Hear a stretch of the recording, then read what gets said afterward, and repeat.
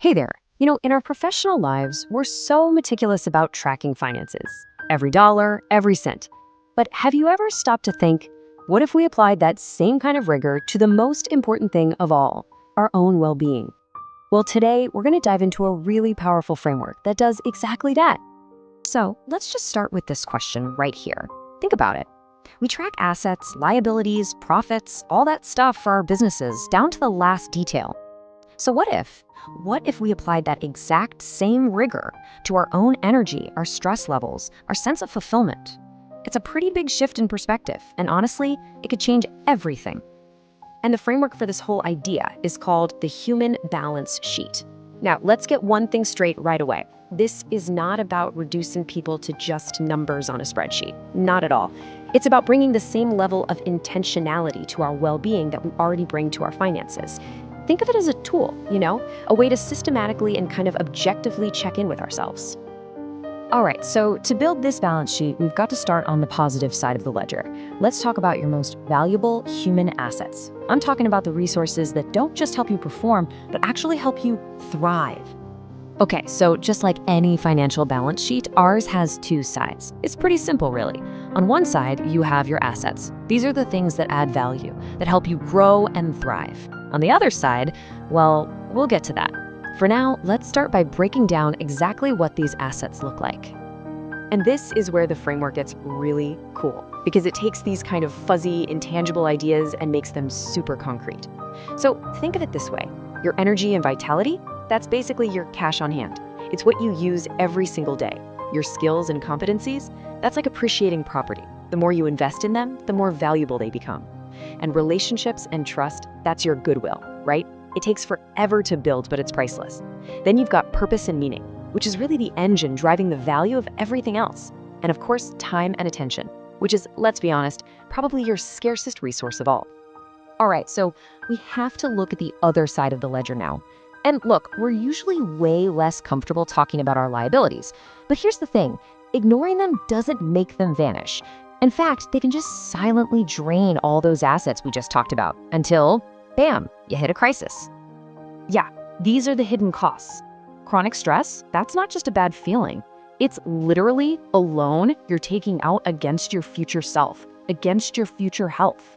Unprocessed trauma, that's like compounding emotional debt. Resentment and cynicism, they just eat away at your asset base. And that feeling of obligation and guilt, that keeps you permanently overextended. And when you're just trying to survive day to day, you don't have the energy to learn and grow. And those valuable skills, they start to depreciate. Okay, so we've defined our assets and our liabilities. But the really crucial question now is, how do we measure the relationship between them? How do we actually know if we're healthy, if we're at risk, or if we're just heading straight for a crash? Well, this is where the model gets really, really powerful. See, just like in business, a single number doesn't tell you the whole story. But ratios? Ratios do. They reveal the trends, the relationships, and the real underlying health of our own human system. They help us see what's actually going on beneath the surface. And we can actually group these ratios into four main categories. And hey, if you've ever looked at a financial report, these are going to sound super familiar. We've got liquidity, that's all about meeting today's demands. Solvency, that's for the long term.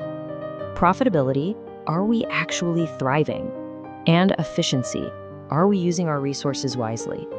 So how do you even know if a ratio is good or bad? Well, here's a really simple benchmark to keep in your head. A healthy ratio is anything above 1.0. That's it. It just means that you have more assets, more resources than what's being demanded of you. You've got more to give than what's being asked. But if you're below 1, you're operating at a deficit. Let's just take a quick look at the first two. Liquidity, that's all about your short-term health. It's asking, do you have enough in the tank to just get through today? Can you bounce back pretty quickly after a really tough week? Solvency, on the other hand, is the long game. It asks, are you carrying so much built-up stress, so much debt, that just one more big crisis could be the thing that pushes you over the edge? Okay, I absolutely love this next one because it gets right to the heart of, well, why we even do what we do. It's all about profitability, specifically your return on time invested, or ROTI for short.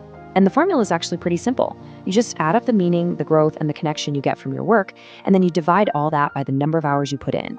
So meaning could be that feeling that your work matters. Growth is learning a cool new skill. And connection? Maybe it's just a great chat with a coworker. Those are the real returns, and this formula actually helps you put a number to them. And this leads to a really critical question you have to ask yourself. Are you working harder but gaining less? Is your ROI going down? I mean, do you feel like you're just putting in more and more hours, but getting less meaning, less growth, and less connection in return? Because if you are, that's a huge warning sign that your professional profitability is at risk. Okay, we've done the diagnosis. We've looked at the balance sheet. We've talked about the ratios. So now for the most important part, what do we actually do about it? Let's shift from just assessing things to taking action. Let's talk about how to invest in yourself. And the good news is, this framework gives us a really clear path forward. Want to improve your liquidity? Start building in some buffer time and get better at saying no to things. Need to improve solvency? It's time to actually address that accumulated stress and reduce those long-term obligations. To boost profitability, you've got to delegate the low return stuff so you can invest in the work that really excites you. And finally, to be more efficient, you have to be ruthless about getting rid of bureaucratic waste and protecting your high-value time. You know, when you boil it all down, it comes back to a powerful, simple truth. We would never run a business without constantly checking its financial health, right? And yet, we so often just run ourselves straight into the ground. So please, remember this. Your energy, your skills, your well-being, you are the single most important asset in your entire career, period. And that leaves us with one last question to think about, because this isn't just some interesting idea. So looking at everything we've just talked about, what is one real concrete thing you're going to do this week to invest in that asset? How are you going to start managing your own human balance sheet with the care it really, truly deserves?